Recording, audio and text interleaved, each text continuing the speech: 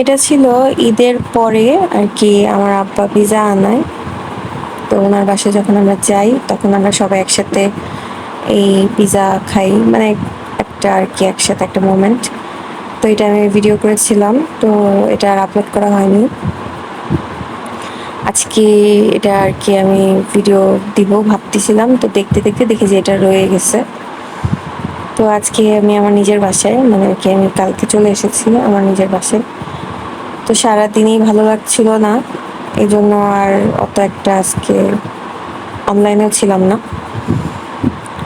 তো ভাবলাম এখন এটা একটু শেয়ার করি আপনাদের সাথে। তো যারা খুব ঘর প্রিয় থাকে তাদের কিন্তু ঘর ছাড়া অন্য কোথাও ভালো লাগে না, কিন্তু এবার আমার কেন জানি আসতে ইচ্ছা হচ্ছিল না, মানে ভালো লাগছিল না আর কি।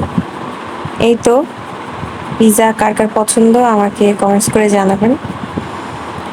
আমার নর্মালি আসলে পিৎজা বার্গার এগুলা তো পছন্দ না, আমার কাবাব রুটি এগুলোই ভালো লাগে। কাবাব রুটিটাই সত্য কথা যেটা বেশি ভালো লাগে, পরোটা কাবাব। কিন্তু সেদিন পিৎজার ক্রেভিংও হচ্ছিল, আর আব্বা পিৎজাও এনে দিয়েছিল, মজা করে খেয়েছি।